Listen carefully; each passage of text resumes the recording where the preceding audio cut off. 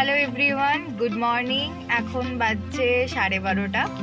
আজকে 1 জানুয়ারি। আমরা বেরিয়ে পড়েছি, আমরা একটা জায়গায় যাচ্ছি, তো সেটা তোমরা গেলেই জানতে পারবে, সেখানে গিয়ে তোমাদের দেখাবো, কারণ এটাও আমার কাছে সারপ্রাইজ। আমি এখনো জানি না ঠিক কোথায় যাচ্ছি। তো রেডি হয়ে গেছি। এখানে সকাল থেকে প্রচণ্ড কুয়াশা ছিল, নাহলে প্ল্যান ছিল একটু সকাল সকাল বেরোনো, কিন্তু সকালে এত কুয়াশা যে মানে ড্রাইভ করা যেত না।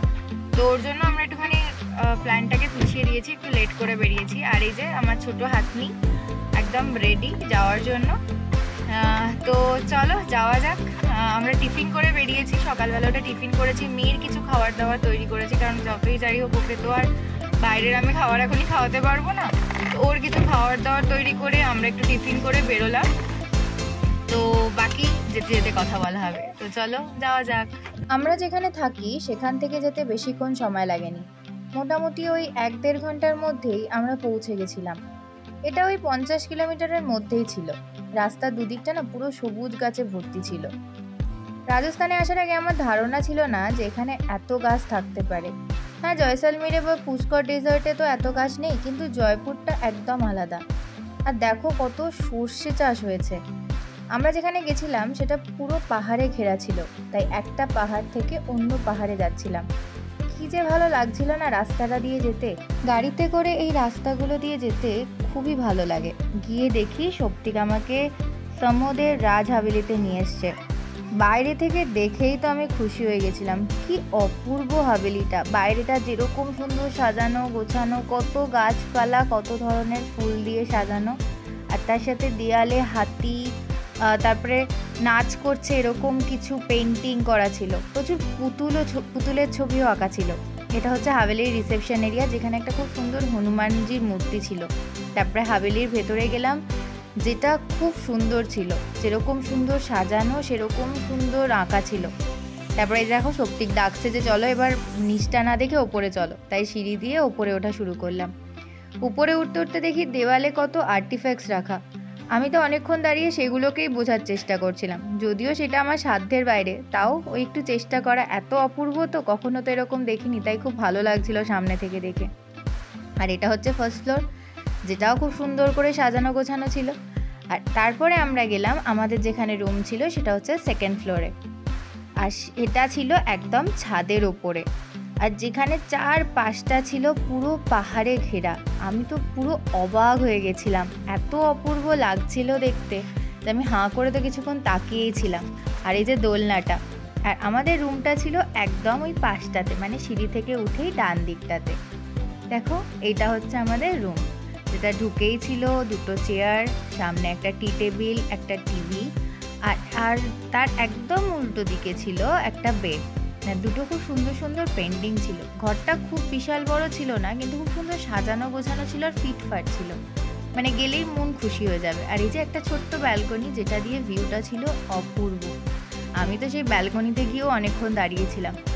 আর এই যে ব্যালকনি থেকে দেখো কত সবুজ গাছপালা দেখা যাচ্ছে, কি ভালো লাগে না এগুলো দেখতে। আর সেখান থেকে বেরিয়ে আসলেই এই যে ওয়াশরুম, আর সেই পাশটাতে রাখা ছিল একটা ইলেকট্রিক কেটেল আর হিটার, আর এই একটা মিরর।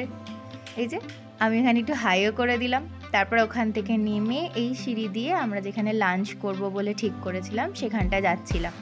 এটা ওই হাভেলির পিছন দিকটা বলতে পারি। সেখানে কিছু এরকম চেয়ার টেবিল মতো করা আছে, এখানে অনেকে এসে বনফায়ারও করে, আর না হলে লাঞ্চ করা যায়, ওনারাই ব্যবস্থা করে দেন। আমরাও সেদিন ওখানেই লাঞ্চ করব ভেবেছিলাম। এরকম গাছের তলায় খোলা আকাশের নিচে, পাশে আবার এত সুন্দর পাহাড়, সেটা কি ছাড়া যায়। আর তার সাথে সাথে আমরা 2টো রুমও দেখেছিলাম।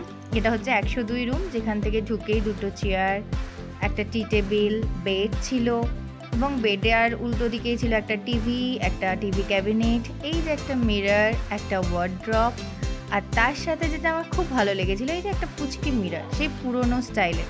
আর পাশে ছিল একটা ওয়াশরুম, যেটা ছোট কিন্তু পরিষ্কার পরিচ্ছন্ন। তো এইটা হচ্ছে এই যে একটা রুমটোর। আর এইখান থেকে বেরিয়েই এর পাশে আর একটা রুম ছিল, সেটা একটুখানি অন্য স্টাইলের ছিল, সেটা ছিল টেন্টেড। ওই যে উপর দিকটা দেখলেই বুঝতে পারছো, তো টেন্ট স্টাইলের ছিল এটা। আর তার সাথে এই রুমের মধ্যে ছিল একটা সোফা, একটা টি টেবিল, পিছনেই বেড, আর একটা হচ্ছে মিরর, তার পাশটাতেই ছিল টিভি, আর এই যে ওয়াশরুম। যেটাও ছিল খুব পরিষ্কার পরিচ্ছন্ন, তবে এর ওয়াশরুমটা একটু বড়। ওই রুমটা থেকে বেরোলেই পাহাড়ে যাওয়া যায়, সেটা এই যে দরজা আছে, এখান থেকে ট্রেকিং করা যেতে পারে। আর কত অ্যালোভেরা গাছ ছিল ওখানে। আর ওখান থেকে নিচে নেমে আসার পর দেখলাম এরকম সুন্দর একটা মহাদেবের মূর্তি, যেখানে সামনে দাঁড়িয়ে ভিডিও করাটা তো আমি আর ছাড়তে পারলাম না। তো এই যে এই জায়গাটাও খুব সুন্দর, এগুলো নিচে আছে। তো এখানে ভাবলাম বসে একটা দুটো ছবি তুলে নিই। আর আমার সাথে দেখো মেয়েও বসে বসে পোজ দিচ্ছে। আমার পোজ, ঠিক আছে, পোজ বললেই হাসে আমার মেয়ে। মাম্পু। 3:30টার দিকে লাঞ্চ কমপ্লিট করে আমরা বেরিয়ে পড়লাম আশেপাশের কিছু জায়গা দেখতে। প্রথমেই গেলাম বাবরি, এবং তার পাশেই ছিল একটা শিব মন্দির।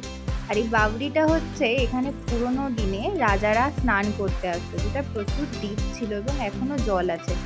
তবে ওই যে এখন ধ্বংসপ্রায়, পুরো গাছপালা ঝোপঝাড়ে ভর্তি হয়ে গেছে। সেখান থেকে বেরিয়ে এলাম এবং তারপরে গেলাম আরও একটা শিব মন্দির দেখতে। সেখান থেকে গাড়িতে করে নামার পরে দেখি উল্টো দিকে এরকম সুন্দর একটা ময়ূর বসে আছে। আর এই আশেপাশটা পুরো পাহাড়ে ঘেরা।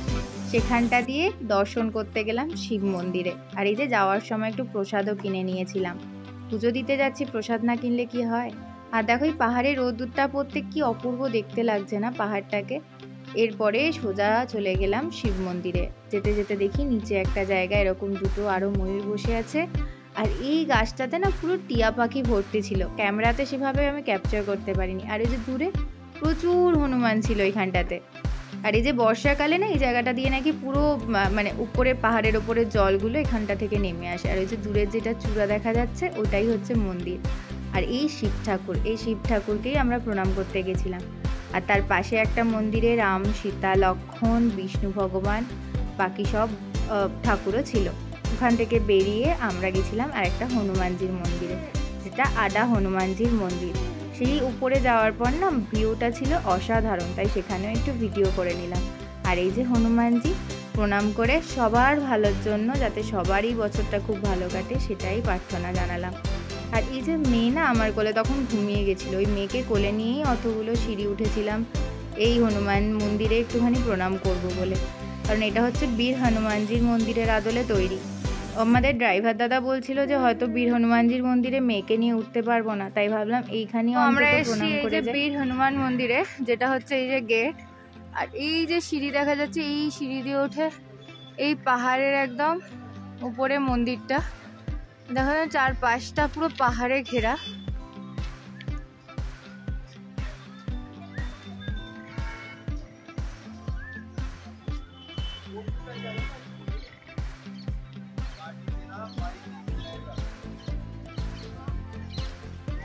তো আমরা হয়তো উঠবো না, কারণ মেয়ে ঘুমিয়ে গেছে। তো এই যে আমরা ফিরেছি মোটামুটি 6:30টার দিকে। এসে এই যে চা অর্ডার দিয়েছি, তো দুটো চা এসে গেছে। তো চলো চা খাওয়া যাক। আর আমি বাড়ি থেকে বিস্কিট ক্যারি করে নিয়েছি। এই যে এটা মেয়ের বিস্কিটের ডিবে, যেটাতে মেয়ে অলরেডি বিস্কিট খাচ্ছে, কারণ ওর এটা খুব ফেভারিট জিনিস একটা বিস্কিট খাওয়া।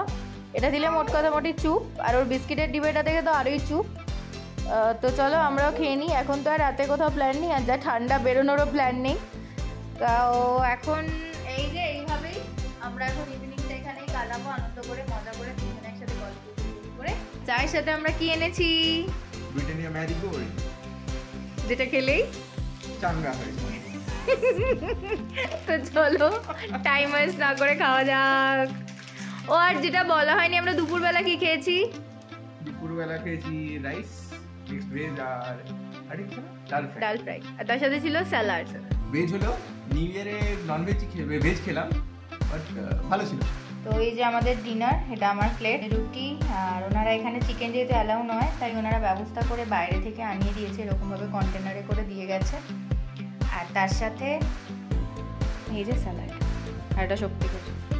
তো আরে দেখো এই যে মিনি সান্তাকে দেখো, মিনি সান্তা ক্লজ শুয়ে আছে 1 জানুয়ারি। এইভাবেই সামোদের প্রথম দিনটা আমরা কাটালাম। পরের দিনের ভিডিও খুব তাড়াতাড়ি আসতে চলেছে। তোমরা জানিও তোমাদের কেমন লাগলো। যদি ভালো লেগে থাকে তাহলে প্লিজ লাইক, কমেন্ট, শেয়ার আর সাবস্ক্রাইব করতে কিন্তু ভুলো না।